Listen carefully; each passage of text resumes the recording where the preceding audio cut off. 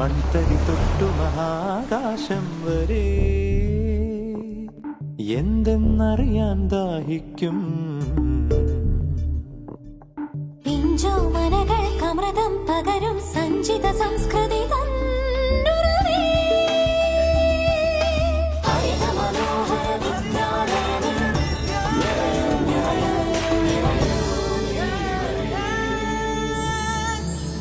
ഹരിത വിദ്യാലയം 4.0.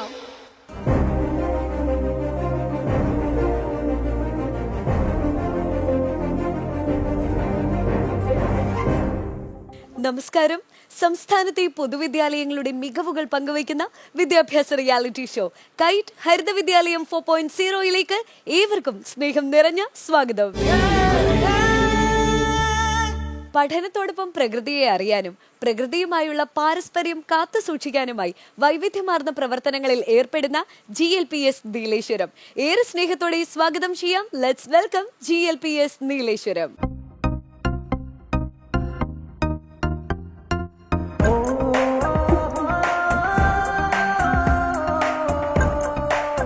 കാസർഗോഡ് നീലേശ്വരത്ത് നിന്നെത്തിയ മിടുമിടുക്കരാണല്ലേ നിങ്ങളെല്ലാവരും.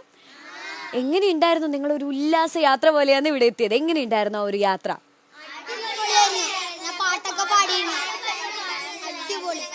അപ്പൊ പാട്ടുപാടി ഡാൻസ് ഒക്കെ കളിച്ച് അടിപൊളി യാത്രയായിരുന്നു അല്ലേ?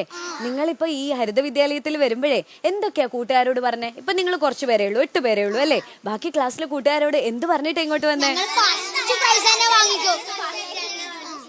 ഫസ്റ്റ് അടിച്ചിട്ട് വരുന്നായിരുന്നല്ലേ പറഞ്ഞേ? പിന്നെ നിങ്ങൾ ഇവിടെ എത്തിയപ്പോ നമ്മുടെ ഈ ഒരു സ്റ്റുഡിയോ ഫ്ലോർ, കൈറ്റ് ഹരിത വിദ്യാലയത്തിന്റെ സ്റ്റുഡിയോ ഫ്ലോർ കണ്ടില്ലേ? എങ്ങനെയുണ്ട്? ഇഷ്ടപ്പെട്ടോ?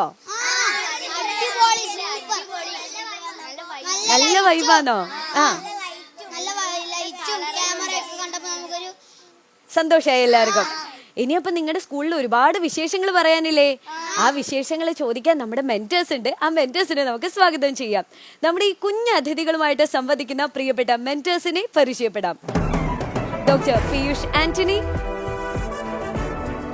Doctor Ratheesh Kaliyadan, doctor Narayananunni. പ്രിയപ്പെട്ട മെന്റേഴ്സിന് സ്നേഹം നിറഞ്ഞ സ്വാഗതം. കാസർഗോഡ് നിന്നെത്തിയ ഈ ഊർജ്ജസ്വലരായ കുട്ടിക്കൂട്ടം നമ്മുടെ കൈറ്റ് വിക്ടേഴ്സിന്റെ അങ്കണം സന്ദർശിച്ചപ്പോഴുണ്ടായ ഉല്ലാസ കാഴ്ചകൾ കാണാം. തലമുറയ്ക്ക് ഇവിടെ വാസം സാധ്യമോ? മലിനമായ ജലാശയം, അതിമലിനമായൊരു ഭൂമിയും.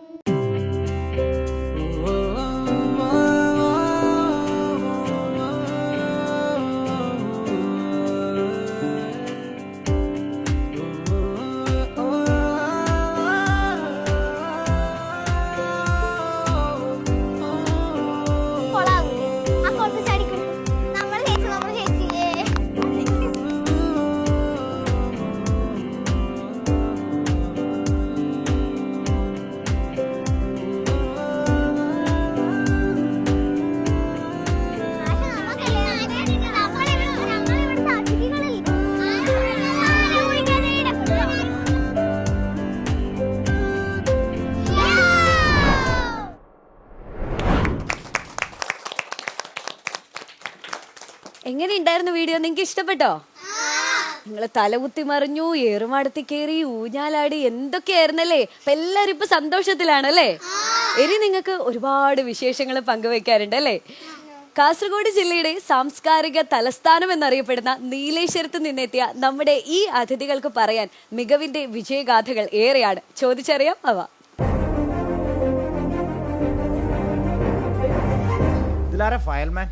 ഫയൽമാൻ പൊന്തിച്ച ഒരാളെ എടുക്കുകയൊക്കെ ചെയ്യുന്നു. ഒരാളെ എടുത്ത് കണ്ടല്ലോ. അതാരാ? കളരിയാ? കളരിക്ക് പറ്റിയ സ്ഥലമാണോ നമ്മുടെ ക്യാമ്പസ്? ഇത് ഉള്ളിൽ വന്നപ്പോ നല്ല പുല്ലൊക്കെ ഉണ്ട് ഇല്ലേ? ഏറുമാടത്തിന്റെ മോള് കയറി കളരി അടിക്കാൻ വയ്ക്കോ? ആവൂല അല്ലേ? ചിലപ്പോ അങ്ങ് വീണാലോ, താഴത്തേക്ക് പോന്നാലോ അല്ലേ? Okay okay. എങ്ങനെ ഉണ്ട് മൊത്തം ഇവിടെ കാര്യങ്ങള്? നല്ല ഭംഗിയുണ്ട്, അടിപൊളി തന്നെ. നിങ്ങളുടെ സ്കൂളാണോ? നിങ്ങളുടെ സ്കൂളിൽ ലിഫ്റ്റോ അങ്ങനെയൊക്കെ അല്ലേ?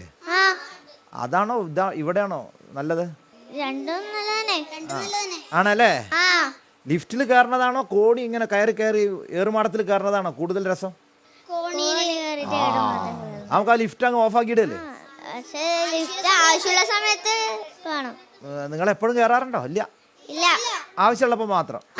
പക്ഷെ അത് മാത്രമല്ലോ, ലിഫ്റ്റ് മാത്രമല്ല, കുറേ സംഗതികളില്ലേ നിങ്ങളുടെ സ്കൂളിൽ? ഉണ്ട്. ഹൈടെക് വിദ്യാലയം. ഹൈടെക് ഉണ്ട്. അത് കാണണ്ടേ എന്തൊക്കെയുള്ളത്? നിങ്ങൾ ഇങ്ങനെ വീഡിയോ എടുത്തിട്ടുണ്ടോ? നമുക്ക് കാണാം.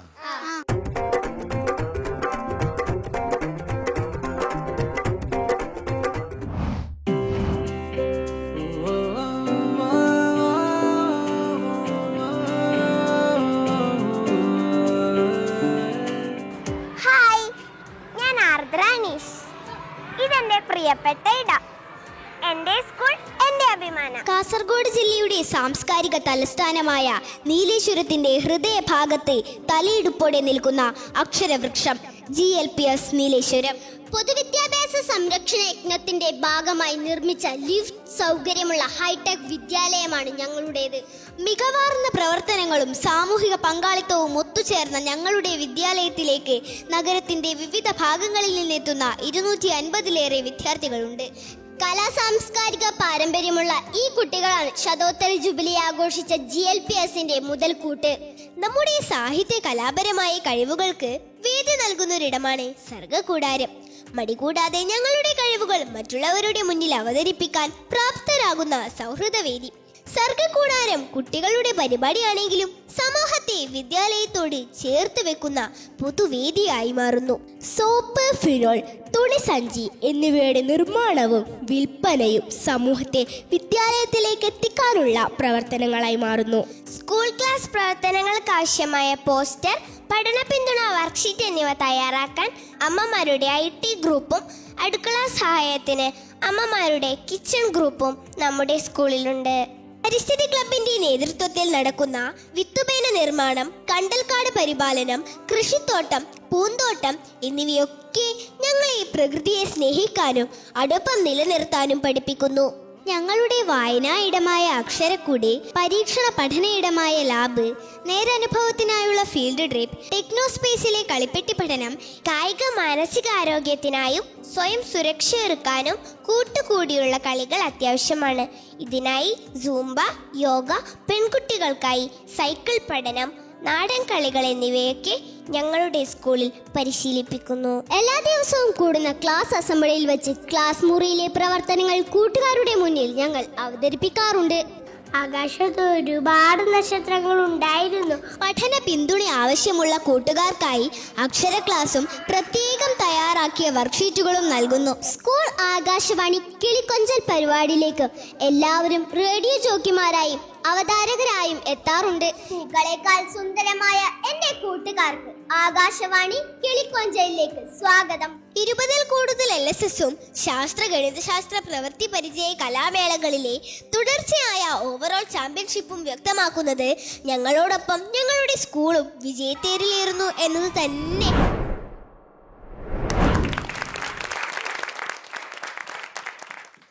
നന്നായിരുന്നില്ലേ നിങ്ങളുടെ വീഡിയോ? ആ, ഏതാ ഏറ്റവും ഇഷ്ടപ്പെട്ടത്? ഓ, എനിക്കും അതാ ഇഷ്ടപ്പെട്ടത്. പക്ഷെ ഞാൻ നോക്കിയപ്പോൾ നിങ്ങൾ ഭയങ്കര ഹൈടെക്കുകാരല്ലേ. അപ്പം നിങ്ങളുടെ ഹൈടെക് എന്താണെന്നൊന്ന് പറഞ്ഞു തരുമോ എനിക്ക്? എന്തൊക്കെ ചെയ്യും നിങ്ങൾ? ഞങ്ങളുടെ സ്കൂള് ഹൈടെക് വിദ്യാലയം എന്നറിയപ്പെടുന്നത് ലിഫ്റ്റ് സൗകര്യമുള്ളതും ഞങ്ങളുടെ ക്ലാസ്സിൽ ഓരോ ക്ലാസ്സിലും പ്രൊജക്ടർ അങ്ങനത്തെ സംഭവങ്ങളൊക്കെ ഉണ്ട്. എന്നിട്ട് എന്ത് ചെയ്യും ഇതെല്ലാം വെച്ചിട്ട്? പ്രൊജക്ടറിലെല്ലാം ഞങ്ങൾക്ക് EVSലെ കലാകേരളം എന്ന പാഠത്തിൽ കലകളുടെ വേഷങ്ങളൊക്കെ ഇപ്പോൾ ചില വേറെ സംസ്ഥാനങ്ങളിലുള്ള പ്രത്യേക കലാരൂപങ്ങൾ ഉണ്ടാവും. ഒന്ന് രണ്ട് കലാരൂപങ്ങൾ പറഞ്ഞേ. മറ്റ് സംസ്ഥാനം യക്ഷഗാനം. അത് വേറെ സംസ്ഥാനമാണോ? കർണാടക. ശരി. കുച്ചുപുടി, ഭരതനാട്യം. മോളെന്താ പറയാൻ വന്നത്? നമ്മളെ സ്കൂളിൽ IT ലാബൊക്കെ ഉണ്ട്. എന്നിട്ട് IT ലാബിൽ പോയി മോൾ എന്താ ചെയ്യുന്നത്? നമ്മളെ പഠനവുമായിട്ട് ബന്ധപ്പെട്ടിട്ടുള്ള കുറെ കളികൾ നമ്മൾ കളിക്കാറുണ്ട്. എന്തൊക്കെ കളി കളിച്ചു മോള്? നമ്മൾ കളിക്കാറില്ല ഗണിത പാഠഭാഗമായിട്ട് ബന്ധപ്പെട്ടിട്ട് കലണ്ടർ നമ്മൾ പഠിക്കാറുണ്ട്. അതുപോലെ തന്നെ ക്ലോക്കിന്റെ പ്രവർത്തനങ്ങൾ ചെയ്യാറുണ്ട്. പിന്നെ ടാൻഗ്രാം പ്രവർത്തനങ്ങൾ ചെയ്യാറുണ്ട്. പിന്നെ EVSന്റെ ഭാഗമായിട്ട് നമ്മൾ ഓരോരോ തലസ്ഥാനത്തിന് പേരും അതൊക്കെ പഠിക്കാറുണ്ട്. അതിൽ തന്നെ നമുക്ക് ക്യൂസ് ചോദ്യങ്ങളും ഉണ്ടാവാറുണ്ട്. നിങ്ങൾ ഈ സംഗീതമൊക്കെ പഠിക്കാറുണ്ടോ നിങ്ങളുടെ IT ഉപയോഗിച്ചിട്ട്? അതിലൂടെ പിയാനോ നമ്മൾ പഠിക്കാറുണ്ട്. എങ്ങനെയാ മോളെ പഠിച്ചത് അത്? പിയാനോ നമ്മളെ കളിപ്പട്ടി എന്ന് പറഞ്ഞിട്ടുള്ളതുണ്ട്. അത് ഐടിന്റെ തന്നെയാണ്. കളിപ്പട്ടിയിൽ അതിനെക്കുറിച്ചുള്ള വർക്ക്സ് ഉണ്ടാവും. അതില് പിയാനോ കളിക്കാം എന്നിട്ട് പറഞ്ഞൊരു ഭാഗമുണ്ട്. അത് നോക്കിയിട്ട് അവര് കുറച്ച് പാറ്റേൺ തരും. അത് 5D 5A അങ്ങനെ അതൊക്കെ പഠിച്ചല്ലേ? വേറെ എന്ത് പഠിക്കാൻ പറ്റും അതില്? ഐടിയില് പിന്നെ ഇംഗ്ലീഷ് പഠിക്കാൻ കഴിയും. ആരൊക്കെ പഠിച്ചു? ഏറ്റവും നന്നായിട്ട് ഇംഗ്ലീഷ് അറിയാവുന്ന ആർക്കാണ്? എന്നോട് ഇംഗ്ലീഷിൽ എന്തെങ്കിലും ഒന്ന് ചോദിച്ചേ. ഞങ്ങൾ 3 പേരോടും. How are you? I'm doing very fine. Did you like us? Oh, I like you very much. What is your favourite colour? My favourite colour is red. What is your favourite food? Food. Did you like books? I love books. What is your favourite job? My favourite job is to play with kids. Okay, എല്ലാവർക്കും സന്തോഷാണോ? Okay, നിങ്ങൾക്ക് എന്തൊക്കെയാ ഇഷ്ടം? സർഗകൂടാരം. എന്താ ഈ സർഗകൂടാരം? സർഗകൂടാരം എന്ന് പറഞ്ഞാൽ ഞങ്ങളുടെ 5 കൂടാരങ്ങളാണ്. 5 കൂടാരങ്ങൾ? എന്തൊക്കെയാ 5 എണ്ണം? ഇത് ആനച്ചാല്, ഓർച്ച, അങ്ങോട്ട് സൈഡിലേക്ക് ഉണ്ട്. 5 സ്ഥലത്താണ്. തിരുവത്തുണ്ട്, ചിറപ്പുറണ്ട്, പൊതുജന വായനശാല. പൊതുജന വായനശാലയിലും സർഗകൂടാരുണ്ടോ? ഓക്കെ. സർഗകൂടാരത്തിലെ നിങ്ങൾ എന്താ ചെയ്യാം? സർഗകൂടാരത്തിൽ ഞങ്ങളുടെ പാഠഭാഗവുമായി ബന്ധപ്പെട്ട് കവിതകളും പാഠഭാഗങ്ങൾ ഞങ്ങൾ കഥകളായിട്ട് അവതരിപ്പിക്കുകയും ചെയ്യാറുണ്ട്. പിന്നെ ദൃശ്യാവിഷ്കാരം ചെയ്യാറുണ്ട്. കവിതകൾ നമ്മളോട് സംവദിക്കാൻ വേണ്ടിട്ട് കുറെ ആള് വരാറുണ്ട്. സംവദിക്കാന്ന് പറഞ്ഞാൽ എന്തൊക്കെ മനസ്സിലായില്ല? നമ്മളോട് കുറെ കാര്യങ്ങൾ ചോദിക്കാൻ. നമ്മോട് കാര്യങ്ങളൊക്കെ ചോദിച്ച് വർത്തമാനം പറയാൻ ആരൊക്കെ വരിക? തന്മയിന്റെ അച്ഛൻ. ആരാ തന്മയി? എന്തിനെ കുറിച്ചാ നിങ്ങളോട് വർത്തമാനം പറയാ? ഓരോരോ കലകളെ കുറിച്ചും തെയ്യത്തിനെ കുറിച്ചൊക്കെ പറയും. നീലേശ്വരത്ത് വന്നിട്ടാ ഞാൻ ആദ്യമായിട്ട് തെയ്യം കണ്ട്. തെയ്യം ഉണ്ടോ അവിടെ? അതെ. ഏതൊക്കെ കുറച്ചെണ്ണത്തിന്റെ പേര്? പാലന്തായി കണ്ണൻ, പാലന്തായി കണ്ണൻ, വിഷ്ണുമൂർത്തി, പൊട്ടൻ തെയ്യം, നിങ്ങൾക്കത് ചാമുണ്ടി. ചാമുണ്ടി. കൊറേ ഉണ്ടല്ലേ? തീച്ചാമുണ്ടി നല്ല ഉഷാറല്ലേ? മുച്ചിലോട്ട് ഭഗവതി, മുച്ചിലോട്ട് മന്നമ്പുറത്ത് ഭഗവതി. ഇഷ്ടംപോലെ. ഇതിനെ പറ്റി എന്തെങ്കിലും പാഠപുസ്തകത്തിൽ പഠിക്കാനുണ്ടോ? നിങ്ങളുടെ പരിസര പഠനത്തില് കലാകേരളം എന്ന പാഠമുണ്ട്. അതിലെന്താ? ഉത്സവങ്ങളെ പറ്റി. അതിൽ തെയ്യത്തിനെ പറ്റിയുണ്ടോ? തെയ്യത്തിനെ പറ്റി എന്താ? ഒരു അനുഷ്ഠാന കലാരൂപമാണ്. അനുഷ്ഠാന കലാരൂപമാണ് തെയ്യം. പിന്നെ അതിന്റെ പ്രധാന വാദ്യോപകരണങ്ങള് ചെണ്ട, മദ്ദളം, ഇലത്താളം, കൊമ്പ്. ഓക്കെ, അപ്പൊ ശരി. സർഗകൂടാരത്തിൽ നിങ്ങൾ ഏത് കവിത ദൃശ്യാവിഷ്കാരം നടത്തിയേ? അശ്വമേധം. അത് ഏതാ കവിത? പറഞ്ഞതാ?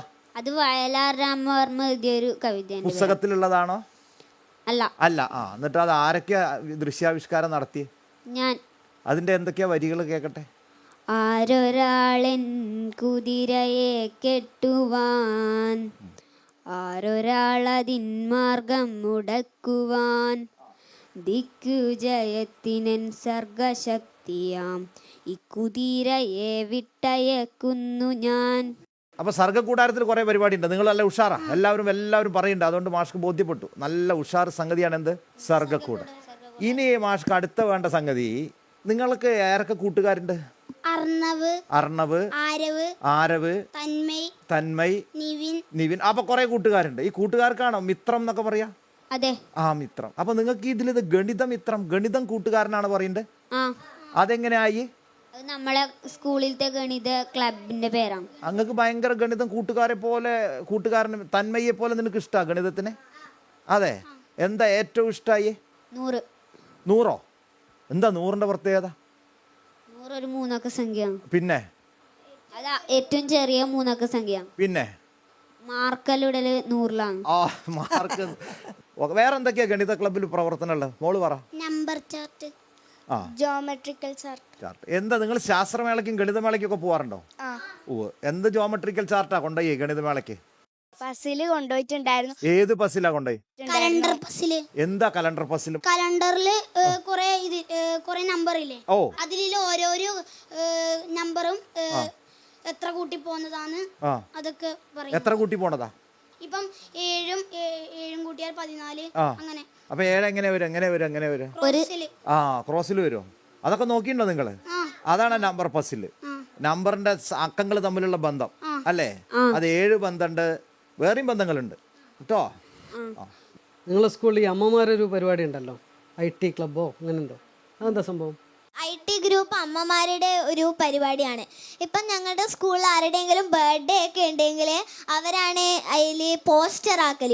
അവർക്ക് അതിൽ തന്നെ ആയിട്ട് പോസ്റ്റർ ആക്കാം. ഈ സ്കൂളിലേക്ക് തന്നെ വരണമെന്നില്ല അവർക്ക് ഇത് ചെയ്യണമെങ്കിൽ. അവർക്ക് ഒരു IT ഗ്രൂപ്പ് എന്ന് പറഞ്ഞൊരു ഗ്രൂപ്പ് ഉണ്ട്, അതിൽ നിന്ന് ചെയ്യാറ് അവർ വാട്സപ്പിൽ. ഈ അമ്മമാർക്ക് ഇതെല്ലാം നിങ്ങൾ പഠിപ്പിച്ചു കൊടുത്തോ അതോ അവർ സ്വന്തമായിട്ട് ചെയ്തു തരുമോ? അവർ സ്കൂളിൽ നിന്ന് പഠിപ്പിക്കുക. സ്കൂളിൽ നിന്ന് പഠിപ്പിക്കും. വർക്ക്ഷീറ്റ് ഒക്കെ ടീച്ചർ അയച്ചു കൊടുക്കും അവർക്ക്. അപ്പോൾ അത് അവർ വീട്ടിൽ നിന്ന് തന്നെ പ്രിന്റ് ചെയ്തിട്ട് ടീച്ചർ അയിമേൽ കൊടുക്കും. ഇപ്പം നമുക്ക് ചെയ്യാനുള്ള വർക്ക്ഷീറ്റൊക്കെ.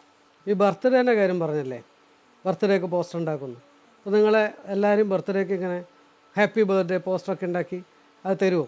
അതെങ്ങനെ വാട്സപ്പിൽ അയക്കുമോ അതല്ല നിങ്ങൾ സ്കൂളിൽ തരുമോ, പ്രിന്റ് ചെയ്യുമോ, എന്താ ചെയ്യാം? അമ്മമാർ ഇത് ചെയ്ത് കഴിഞ്ഞതിന് ശേഷം പ്രിന്റ് എടുത്തതിന് ശേഷം അവർ സ്കൂളിലേക്ക് കൊണ്ട് തരാറുണ്ട്. ഈ കിച്ചൺ ഗ്രൂപ്പ് അവർ രാവിലെ ഞങ്ങൾക്ക് ചോറ് വേണ്ടേ, അപ്പോൾ ചോറ് കഴിക്കുമ്പോൾ അതിന് കറിയെല്ലാം ആവശ്യത്തിന് വേണ്ടിയിട്ട് ഞങ്ങൾ ശോഭമ്മയും ശകുന്തള ആൻറ്റി എല്ലാം കൂടിയാണ് ഉച്ചഭക്ഷണം തയ്യാറാക്കുന്നത്.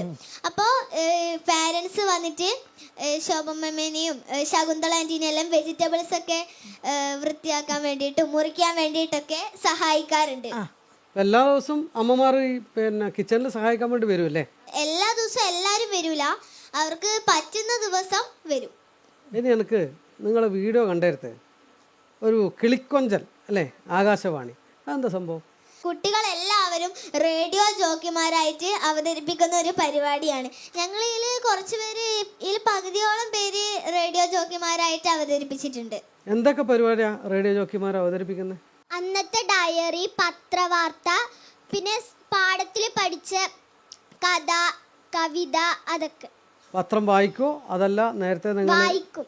പിന്നെ വെള്ളിയാഴ്ച നടക്കുന്ന പത്രപ്രതിവാര ക്വിസും അതിൽ തന്നെയാണ്. കിളിക്കൊഞ്ചലിലൂടെയാണ് ക്വിസും നടത്തുന്നത്. ഓരോ ദിവസവും ഓരോ ക്ലാസ്സിനാണ് അതിൻ്റെ ചുമതലയുള്ളത്.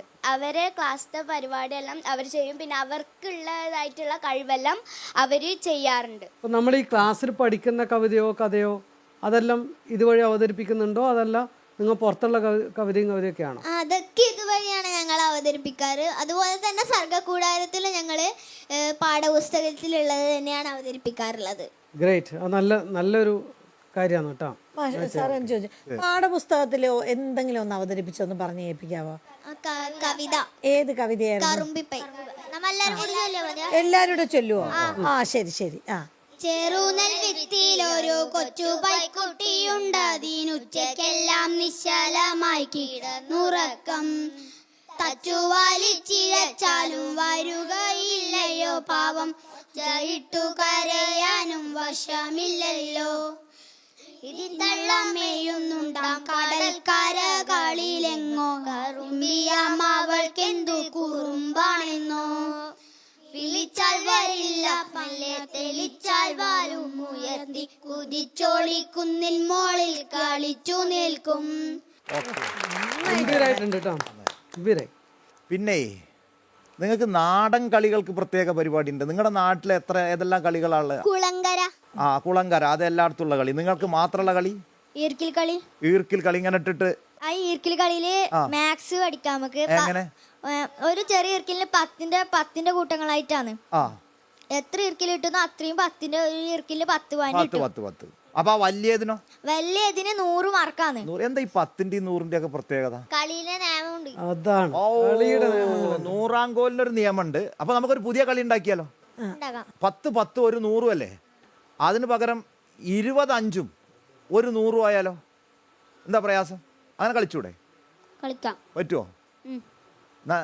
അതിനേക്കാളും ചെറുതാക്കിയാലോ? 2 ആക്കിയാലോ? അപ്പൊ 100 ആവാൻ എത്ര വേണ്ടി വരും? അപ്പൊ 100 ആവാൻ 10 ആവുമ്പോ 10, 5 ആവുമ്പോ 20, 2 ആവുമ്പോ എത്ര കോല് വേണ്ടി വരും 100 ആവാൻ? 50 കോല്. അപ്പൊ കോലിന്റെ എണ്ണം കൂടും. എന്ത് ചെയ്യും? കോലിന്റെ എണ്ണം കൂടിയ കളി സുഖാവില്ല എന്ന് മാത്രമല്ല ഇത് കണക്കൂട്ടാനും പ്രയാസ. അപ്പൊ നമ്മുടെ ഏറ്റവും ഗണിത മിത്രത്തിലെ ഏറ്റവും മിത്രം 10 100 അതുകൊണ്ടാണ് ആ മിത്രങ്ങളെ നമ്മൾ എന്ത് ചെയ്ത് കളിക്ക് നമ്മളൊപ്പം നല്ല മിത്രങ്ങളല്ലേ നമ്മൾ കളിക്ക് കൂട്ടുള്ളൂ. അപ്പോൾ ഈ സൂത്രമൊക്കെ അറിയണം കേട്ടോ. ടീച്ചറൊന്നും പറഞ്ഞില്ല, ഈ മലയാള തിളക്കം എന്ന് ഇതിൽ കാണാണ്ട്. നിങ്ങൾ മലയാള തിളക്കം ചെയ്യുന്നുണ്ടോ അവിടെ? ഉണ്ട് സർ, മലയാള തിളക്കം പരിപാടിയുണ്ട്. പഠന പിന്നോക്ക അവസ്ഥയിലുള്ള കുട്ടികളെ പഴയ മലയാള തിളക്കാണോ അതോ നീലേശ്വരം സ്കൂളിന്റെ തനതായിട്ടുള്ളൊരു മലയാള തിളക്കാണോ? നീലേശ്വരം സ്കൂളിൻ്റെതാക്കി അത് മാറ്റാറുണ്ട്. പഴയ മലയാള തിളക്കം തന്നെയാണ്. നിങ്ങൾ അതിനെ അഡോപ്റ്റ് ചെയ്തു, നീലേശ്വരത്തിൻ്റെതായിട്ടുള്ള ഭാഗത്തിലായിട്ട് അഡോപ്റ്റ് ചെയ്തു. മലയാള തിളക്കം നടത്താൻ മാത്രം അങ്ങനെ ബുദ്ധിമുട്ടുള്ള കുട്ടികളുണ്ടോ മലയാളത്തിൽ? അതായത് കൊറോണ ഒരു സമയത്തിന്റെ അവസ്ഥയിലാണ് ഇവരൊക്കെ 1ാം ക്ലാസ്സിൽ ഉണ്ടായിരുന്നത്. അപ്പോൾ അത്തരത്തിൽ വളരെ കുറച്ച് കുട്ടികൾ മാത്രമേ ഉള്ളൂ. പരമാവധി നമ്മൾ ക്ലാസ് സമയത്ത് തന്നെ അവരെ മുന്നോട്ട് കൊണ്ടുവരാൻ ശ്രമിക്കാറുണ്ട്. അത്രയും പറ്റാത്ത, എന്തായാലും ഓരോ തലത്തിലും കുട്ടികൾ ഉണ്ടാവുമല്ലോ, അപ്പോൾ അവരെ ഒന്ന് മാക്സിമം മുന്നോട്ട് കൊണ്ടുവരാൻ വേണ്ടിയിട്ട്, ഏറ്റവും മറ്റുള്ളവരോടൊപ്പം എത്തിക്കാൻ വേണ്ടിയിട്ട് നമ്മൾ അത്തരത്തിൽ പരിപാടികൾ ചെയ്യാറുണ്ട്. കുറേ പരിപാടികൾ ഇവിടെ പറഞ്ഞല്ലോ, അക്കാദമിക പ്രവർത്തനങ്ങളുണ്ട്, അതിനോടൊപ്പമുള്ള പ്രവർത്തനങ്ങളുണ്ട്. ഇതിനെല്ലാം പലതും അക്കാഡമിക് കാര്യങ്ങളായിട്ട് ഇൻ്റഗ്രേറ്റ് ചെയ്യുന്നുണ്ട്. ഇതൊക്കെ ഈ അക്കാദമിക് മാസ്റ്റർ പ്ലാനിൽ എങ്ങനെയാണ് പ്രതിഫലിക്കുന്നുണ്ട്? നേരത്തെ തന്നെ നമ്മൾ ഈ വർഷം ആദ്യം തന്നെ അക്കാദമിക് മാസ്റ്റർ പ്ലാൻ തയ്യാറാക്കിയിട്ടുണ്ട്. അതുകൂടാതെ തന്നെ എൻ്റെ കുട്ടികൾ എന്ന് പറയുന്ന അതൊരു വ്യക്തിഗത അക്കാദമിക് പ്ലാനായിട്ട് തന്നെ നമ്മൾ മാറ്റിയിട്ടുണ്ട്. ഓരോ കുട്ടിയും ഓരോ യൂണിറ്റ് ആക്കി മാറ്റിക്കൊണ്ട് തന്നെ അവരുടെ കഴിവുകളും മറ്റു കാര്യങ്ങളൊക്കെ ഉൾക്കൊള്ളിച്ചുകൊണ്ട് നമ്മളത് വ്യക്തിഗതമായിട്ടൊരു യൂണിറ്റ്, ഒരു കുട്ടി ഒരു യൂണിറ്റായി കണ്ടുകൊണ്ട് തന്നെ മാസ്റ്റർ പ്ലാൻ തയ്യാറാക്കിയിട്ടുണ്ട്. ഓരോ ക്ലാസ്സിലും ഈ അക്കാഡമിക് മാസ്റ്റർ പ്ലാനിലെ ഒരു വർഷത്തേക്കുള്ള പ്രവർത്തനങ്ങളാണോ അതോ 5 വർഷത്തേക്കുള്ള പ്രവർത്തനമാണോ? നമ്മൾ ആദ്യം 5 വർഷത്തെ പ്ലാൻ ചെയ്തിട്ടുണ്ട്. അത് കൂടാതെ ഓരോ വർഷവും അതത് വർഷത്തേക്ക് വേണ്ടിയിട്ട് അഡാപ്റ്റ് ചെയ്ത് മാറ്റിയെടുക്കാറുണ്ട്. അതിൽ ടീച്ചർ ഇപ്പോൾ സംസാരിച്ച പോലെ നമ്മൾ ഓരോ കുട്ടിയെ കണ്ടുകൊണ്ട് തന്നെയാണ് ചെയ്യുന്നത്. നമ്മൾ ഏറ്റവും മികച്ച അക്കാദമിക് നിലവാരം പുലർത്തുന്ന ഒരു വിദ്യാലയമാണ്. 20ഓളം LSS കഴിഞ്ഞ പ്രാവശ്യം നമുക്ക് നേടാൻ കഴിഞ്ഞത് അതാണ്. ഈ വർഷം നമ്മുടെ കുഞ്ഞുമക്കൾ ഏതാണ്ട് ഒരു 40ഓളം പേര് ആ പരീക്ഷ എഴുതാനുള്ള തയ്യാറെടുപ്പ് ഇപ്പോൾ തന്നെ ആയിട്ടുണ്ട്. അങ്ങനെയുള്ള ഇതിൽ അക്കാദമിക് മാസ്റ്റർ പ്ലാനിലെ പ്രവർത്തനങ്ങളെ നമ്മൾ അതിനനുസരിച്ച് അഡാപ്റ്റ് ചെയ്ത് പിന്നോക്കക്കാർക്കും മുന്നോക്കക്കാർക്കും ഒക്കെ ചെയ്യാൻ പറ്റുന്ന രീതിയിലേക്ക് നമ്മൾ മാറ്റിയെടുക്കാറുണ്ട്. ഈ മാസ്റ്റർ പ്ലാനിൽ നമ്മൾ ടാർഗറ്റ് വെക്കുമല്ലോ, ഇന്ന മാസം ഇന്ന കാര്യം, അത് ആ സമയത്തിന് ചെയ്യാൻ പറ്റുമോ? അത് മോണിറ്റർ ചെയ്യുന്നുണ്ടോ? അതിൻ്റെ രീതി എങ്ങനെയാണ്? ഉണ്ട്, കൃത്യമായിട്ട് മോണിറ്ററിങ് നടത്തുന്നുണ്ട്. ഓരോ ക്ലാസ് തലത്തിലുള്ള പ്ലാനുകളും അത് സമയത്ത് തീർന്നു വന്ന SRG തലത്തിൽ വിലയിരുത്തലുകൾ നടത്താറുണ്ട്. SRG കൃത്യമായി ചേരാറുണ്ട്. ഓക്കെ, നമ്മുടെ ഒരു രക്ഷിതാവിനോട് കൂടി ഒരു വർത്താനം. നമ്മുടെ കുട്ടികൾ ഇപ്പോൾ പറഞ്ഞില്ലേ കളിക്കാൻ സ്ഥലമില്ല എന്നൊക്കെ, പക്ഷേ ഏതായാലും നിങ്ങൾ നല്ല രീതിയിലുള്ള സൗകര്യങ്ങൾ ഒരുക്കുന്നുണ്ട്. എങ്ങനെയാണ് ഈ ഭാവിയിൽ ഇത്തരം പ്രശ്നങ്ങളെ പരിഹരിക്കാൻ പാരൻസ് എന്നുള്ള നിലയ്ക്ക് നിങ്ങൾ എന്ത് രീതിയിലാണ് ആലോചിക്കണേ? അത് കുട്ടികൾ പറഞ്ഞത് ശരിയായിട്ടുള്ള കാര്യം തന്നെയാണ്. നമ്മളെ സ്ഥലപരിമിതി, ഇപ്പം നമ്മളെ പുതിയ കെട്ടിടം നിർമ്മിച്ചത് തന്നെ സ്ഥലപരിമിതി മൂലം ആണ് ഈ ലിഫ്റ്റ് സൗകര്യം ഉൾപ്പെടെ ഉണ്ടാക്കേണ്ടി വന്നത്. അതിൻ്റെ ഭാഗമായിട്ട് അതിന് സൗകര്യങ്ങളെല്ലാം വർദ്ധിച്ചിട്ടുണ്ടെങ്കിലും പക്ഷേ ഈ കുട്ടികളെ കളിയുമായി ബന്ധപ്പെട്ടുകൊണ്ട് ഓടിച്ചാടി കളിക്കാൻ വേണ്ടി പറ്റാത്തൊരു സ്ഥിതിയുണ്ട്. ഇപ്പോൾ നീലേശ്വരം നഗരസഭയുമായി ബന്ധപ്പെട്ടുകൊണ്ട് അവരോട് ഈ കാര്യങ്ങളെല്ലാം സൂചിപ്പിച്ചിട്ടുണ്ട്. നീലേശ്വരം തളിയിൽ ക്ഷേത്രവുമായി ബന്ധപ്പെട്ടുകൊണ്ട് അതിൻ്റെ കുറച്ച് സ്ഥലം അവിടെ കിടക്കുന്നുണ്ട്. അവിടെ കൊണ്ടുപോയിട്ടെങ്കിലും കുട്ടികളെ കളിപ്പിക്കാൻ ആവശ്യമായ രീതിയിലുള്ള സൗകര്യം ഏർപ്പെടുത്താൻ ഒരു ശ്രമം നടത്തുന്നുണ്ട്. ഈ ബിൽഡിങ് പുതിയതായി നിർമ്മിക്കുന്നതിന് മുമ്പ് തന്നെ അവിടെ ഒരു സ്ഥലം നോക്കിയിട്ടുണ്ടായിരുന്നു. അത് എന്തെങ്കിലും തരത്തിൽ ഏറ്റെടുത്ത് കഴിഞ്ഞാൽ, ഭാവിയിൽ ഏറ്റെടുത്ത് കഴിഞ്ഞാൽ നമുക്ക് ആ കുട്ടികൾക്ക് ഒരു ഗ്രൗണ്ടായിട്ട് തന്നെ നമ്മുടെ സ്കൂളിൻ്റെ തന്നെ ഗ്രൗണ്ടായിട്ട് നമുക്ക് മാറ്റിയെടുക്കാൻ വേണ്ടി പറ്റും. ചെറിയൊരു ദൂരമുണ്ട്, നടന്ന് കൊണ്ട ഒരു ദൂരമുണ്ട്, എന്നാലും നിങ്ങളുടെ സജീവ പരിഗണനയിലുണ്ട്. ഞാനവിടെ കണ്ടൊരു സവിശേഷത, ഈ പറഞ്ഞ പരിമിതികൾ അവിടെ ഉണ്ട്, അത് യാഥാർത്ഥ്യമാണ്. പക്ഷേ ഈ പരിമിതികളെ മനസ്സിലാക്കിക്കൊണ്ടാണ് എൻ്റെ ഓർമ്മ ശരിയാണെങ്കിൽ 3 കോടി രൂപ പൊതുവിദ്യാഭ്യാസ സംരക്ഷണ യജ്ഞത്തിൻ്റെ ഭാഗമായിട്ട് അവിടെ വികസന പ്രവർത്തനങ്ങൾക്ക് വേണ്ടി നൽകിയ വിദ്യാലയമാണ്. ഈ പരിമിതി മനസ്സിലാക്കിക്കൊണ്ടുള്ള ഒരു കെട്ടിടത്തിൻ്റെ നിർമ്മാണവും പരമാവധി സ്ഥലം കുട്ടികൾക്ക് കളിക്കാൻ ഉപയോഗിക്കാവുന്ന രീതിയിൽ അത് ഡിസൈൻ ചെയ്തിട്ടുണ്ട്. നിങ്ങൾ പറഞ്ഞ പോലെ ലിഫ്റ്റൊക്കെ അതിൻ്റെ ഭാഗമായിട്ട് വന്നു. ഈ ഉള്ള സ്ഥലം എങ്ങനെയൊക്കെയാണ് ഈ കളിക്ക് വേണ്ടി പ്രയോജനപ്പെടുത്തുന്നത്? അതിൽ രക്ഷിതാക്കളും ഒക്കെ എങ്ങനെ ഇടപെടുന്നത്? ഉള്ള സ്ഥലത്ത് തന്നെയാണ് ഇപ്പോൾ ഈ പ്രീ പ്രൈമറി കുട്ടികൾക്ക് ആവശ്യമായിട്ടുള്ള വർണ്ണക്കൂടാരം സംവിധാനമെല്ലാം അതിനകത്ത് തന്നെയാണ് വന്നിട്ടുള്ളത്.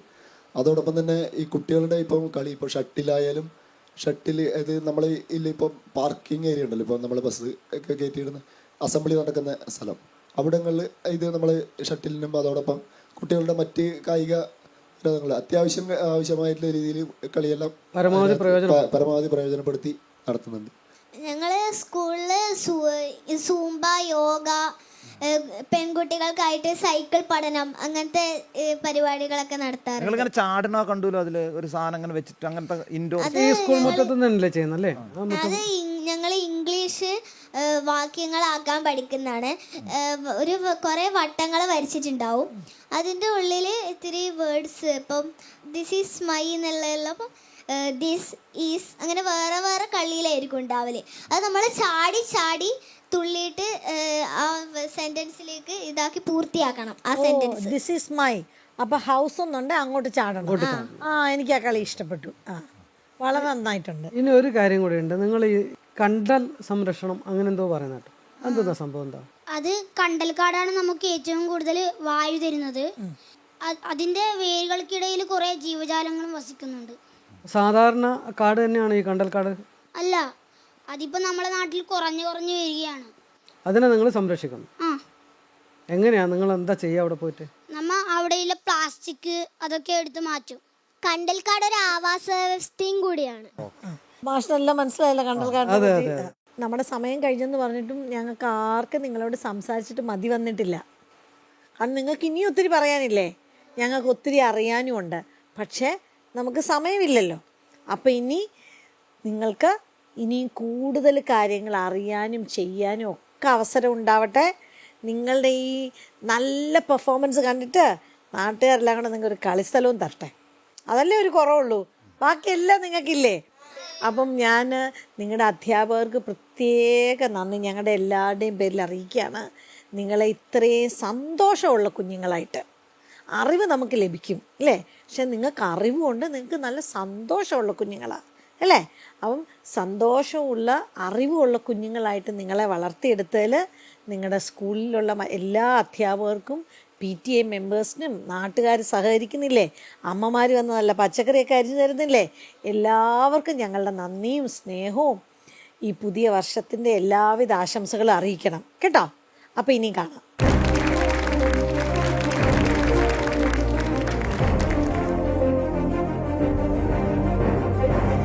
GLPS നീലേശ്വരവുമായുള്ള സ്നേഹ സംഭാഷണം നാം കണ്ടു കഴിഞ്ഞു. എങ്ങനെയുണ്ടായിരുന്നു? നിങ്ങൾ നേരത്തെ എന്നോട് പറഞ്ഞതുപോലെ എല്ലാ വിശേഷങ്ങളും പങ്കുവെച്ചോ? നമ്മുടെ മെന്റർമാരുമായിട്ട് എല്ലാ കാര്യങ്ങളും പങ്കുവെച്ചല്ലേ? അപ്പൊ നിങ്ങൾ എല്ലാവരും ഇപ്പം സന്തോഷത്തിലാണ്, നല്ല ആത്മവിശ്വാസത്തിലാണ് അല്ലേ? ഇനി നിങ്ങൾക്ക് എന്താ അറിയേണ്ടത്? സ്കോർ അറിയാൻ ആഗ്രഹമുണ്ടല്ലേ? അതെ, നമുക്ക് നോക്കാം GLPS നീലേശ്വരത്തിന് ലഭിച്ച സ്കോർ 93.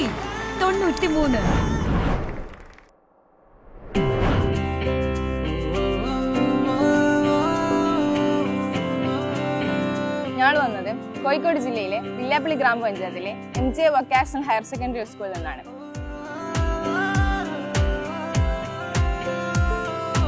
ഞങ്ങൾ ഹരിത വിദ്യാലയം 4.0 പങ്കെടുത്തു.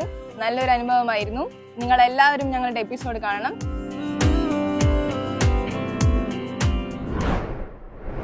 അറിവിന്റെ നവസരണികളിലൂടെ യാത്ര ചെയ്യുന്ന പൊതുവിദ്യാലയങ്ങളുടെ മികവുകൾ പങ്കുവയ്ക്കുന്ന ഹരിത വിദ്യാലയത്തിന്റെ ഇന്നത്തെ അധ്യായം ഇവിടെ പൂർണ്ണമാകുന്നു.